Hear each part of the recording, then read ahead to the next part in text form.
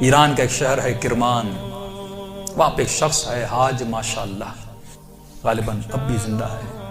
پورے کرمان میں جب امام حسین کی مجلس کرواتا ہے، کسی بادشاہ اور وزیر کی مجلس میں بھی اتنے طعام نہیں ہوتے جتنا اس کی مجلس میں امام حسین کا نظر و نیاز ہوتا ہے۔ ہمارے ایران کے استاد کہتے ہیں کہ جب میں ان سے ملنے گیا اور اسی نیت سے ملنے گیا کہ پوچھوں تو صحیح آپ کے پاس اتنا پیسہ آتا کہاں سے کہ آپ امام حسین کے اتنے سفرے اور اتنے طعام لگاتے ہیں۔ جب ملنے گیا تو کہا کہ ایک بوڑھا سا تھا 70 ایئرز کا، چہرے پہ عجیب نورانیت تھی، اور بیٹھا اور مجھے کہنے لگے کہ آج تک حسین کی میں نے جب بھی نیاز کیا میں نے جیب سے ایک پائی نہیں لگائی، مجھے نہیں پتا یہ کہاں سے آتا ہے، کون دے کر جاتا ہے، کہ پھر بھی یہ کیسے ہوا؟ میں نے آپ کے بارے میں بڑی چیزیں سنی۔ اس نے کہا کہ آج سے تقریباً 50 سال پہلے میرا کام تھا نجاری کا، جو لکڑیاں بناتے ہیں نا، لکڑی کا کام کرتا تھا، اور میری بڑی الفت تھی، محبت تھی امام حسین سے، میری زندگی عشق حسین کے محور میں گھومتی تھی۔ میں لکڑی کا کام تو کرتا تھا لیکن میں بڑی محنت کر کے لکڑی کے ممبر بناتا تھا حسین کے لیے، مسجدوں کے لیے ممبر بناتا تھا، تعزیہ بناتا تھا، تابوت بناتا تھا، علم بناتا تھا، جس بھی مسجد کا کام ہو سب سے پہلے وہ کرتا تھا۔ پورا سال میری یہ روش تھی، مسجدوں میں ممبر دینا، تعزیہ دینا، حسین سے عشق تھا۔ اس کے ساتھ ساتھ تھوڑے تھوڑے ہاسپٹلز کے کام بھی کرتا تھا۔ ایک دن کام کرتے کرتے اچانک مجھے اپنی کڈنیز میں بہت تکلیف ہوئی، میں نے درد کو دیکھے اندیکھی کر دی، 2-3 ہفتے گزرے، تکلیف بڑھتی گئی، یہاں تک ایک دن اتنی تکلیف ہوئی میں بے ہوش ہو کے گر گیا۔ مجھے ہاسپٹل لے جایا گیا، ڈاکٹرز نے مجھ سے کہا کہ کب سے تکلیف ہے؟ میں نے کہا 2 ہفتے سے تکلیف پڑ گئی ہے۔ انہوں نے کہا جلدی جا کر اپنے یورین کے ٹیسٹ دو۔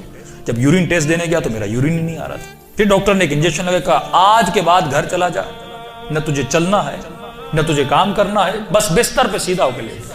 کہ جب گھر پہنچتے پہنچتے میرے پاؤں پھول گئے، اور کہتا ہے کہ مولانا اس دن کا سونا 4 سال تک میں اسی طرح بستر پہ سویا رہا، بدن پھول گیا، نہ ہاتھ ہلا سکتا ہوں نہ پاؤں ہلا سکتا ہوں، یہاں تک کہ میں نے آنکھوں سے دیکھنا بھی چھوڑ دیا، بس مجھے کانوں سے آوازیں سن جاتی تھی۔ جب اس تکلیف میں پہنچا نا، اپنے جتنے رشتہ دار تھے سب چھوڑ کے چلے گئے۔ ایک میری بوڑھی ماں تھی، لوگ میرے قریب نہیں آتے تھے کہ یہ بیمار ہے اس کے قریب نہیں جاؤ، لیکن میری بوڑھی ماں میری خدمت کرتی رہی۔ ماؤں کی قدر کرو جب تک زندہ ہیں۔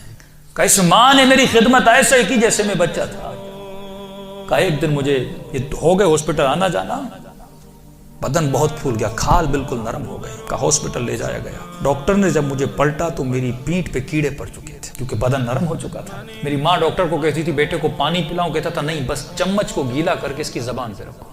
کہا 4 سال میں نے وہ پیاس چکھی جس کو سوچ کے میں حسین پہ روتا تھا۔ شدت پیاس میں میں نے بس دل میں نے حسین حسین حسین کو، اپنے آقا کو میں نے امید نہیں توڑی، حسن ظن تھا میرے آقا حسین پہ۔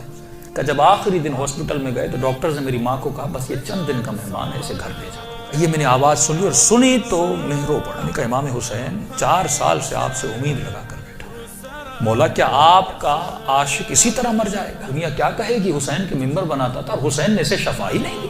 تو میری ماں نے گھر کے سرداب میں لا کر مجھے سلا دیا۔ کہ وہ دن تھے محرم کے دن، پہلی محرم ہوئی، میری ماں نے جلدی جلدی گھر میں صفائی کرنا شروع کی اور نیچے آئی کہنے لگی میرے لال محرم شروع ہو گیا ہے، اب میں تجھے حسین کے حوالے کرتی ہوں، میں جاتی ہوں مجلس سننے۔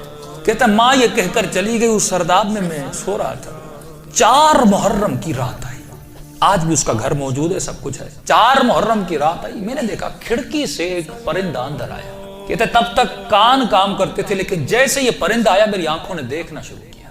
لیکن یہ عجیب کبوتر تھا جس کے 3 پر تھے، سفید تھا، سبز تھا اور لال پر تھا۔ میں نے زندگی میں ایسا کبوتر دنیا میں کہتا میں نے نہیں دیکھا، پنجے اس کے لال تھے۔ آیا اور آ کر میرے سرانے پہ بیٹھ گیا۔ بیٹھنے کے بعد اس نے کلام کرنا شروع کیا، میرے کانوں میں آواز دے کر کہا تجھے پیاس لگی ہے، کچھ کھاؤ گے، کچھ پیو گے؟ 4 سال سے زبانوں پہ تالا لگا تھا پر اب یہ تالا کھل گیا۔ میں نے کہا مجھے بہت پیاس لگی ہے، اتنے سالوں سے پیاسا ہوں۔ کہ پتہ نہیں اس کی چونچ میں کیا تھا، اس نے میرے منہ میں ڈالا، بس وہ بدن میں جانا تھا، ایک عجیب سی فرحت مجھے ملی۔ پھر وہ پرندہ اڑا اور اڑ کے سامنے کرسی تھی اس پہ بیٹھ گیا۔ اب میں اپنے ذہن میں یہ کہہ رہا تھا کہ مولا حسین اگر تو نے بھیجا ہے تو یہ اڑ کے میرے پاس آئے گا یا میرے بستر کے نیچے جائے گا، اگر تو نے نہیں بھیجا یہ اڑ کے چلا جائے گا۔ اتنا کہنا تھا، وہ پرندہ اڑا اور میرے بستر کے نیچے جا کر بیٹھ گیا۔ کہ بس اتنا ہوا، لیکن ابھی بھی بستر پہ لیٹا ہوا ہوں، لیکن تھوڑی فرحت مجھے مل چکی ہے۔ اب سوچ رہا ہوں یہ پرندہ کون ہے، کہاں سے آ رہا ہے۔ اتنے میں صبح ہوئی، میری ماں نیچے سرداب میں آئی اور اس کے ہاتھ میں رومال تھا۔ پہلے زمانے میں جب لوگ روتے تھے تو ایک رومال رکھتے تھے۔ کہ جلدی دوڑی دوڑی آئی اور گیلا سا رومال تھا، اس نے اس رومال کو میرے اوپر نچوڑنا شروع کیا۔ تو میں نے کہا کہ اماں یہ کیا ہے؟ کہا یہ حسین کے غم میں جو آنسو بہائے نا تیرے بدن پہ مل رہی ہو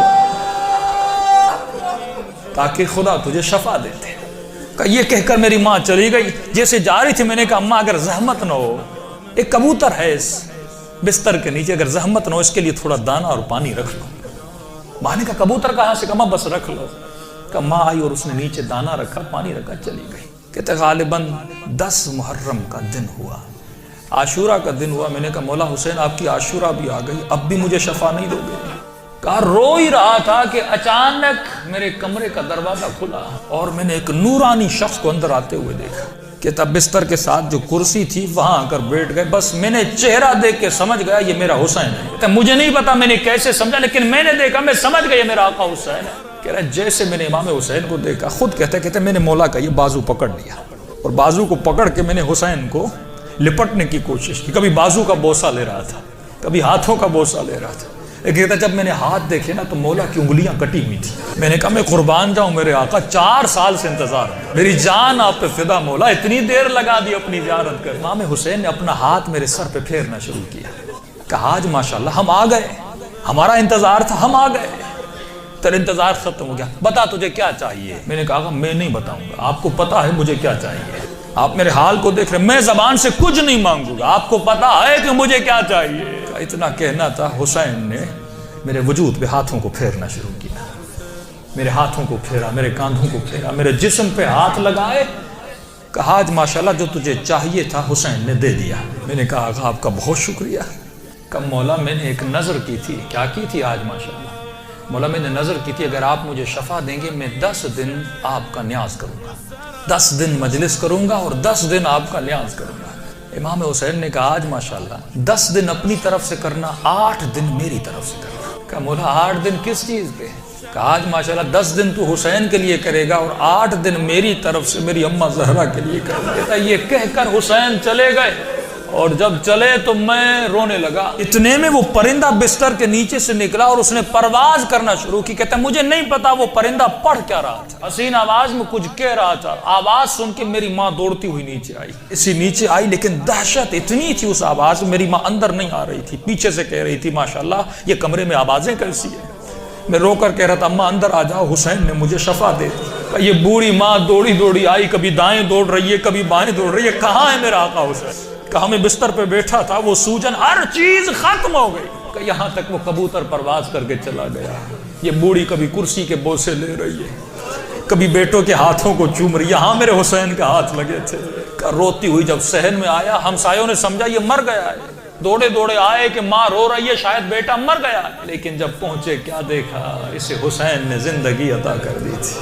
عزیزو جب یقین ہو نا، یقین نہ ٹوٹے، جب اہل بیت پہ بھروسہ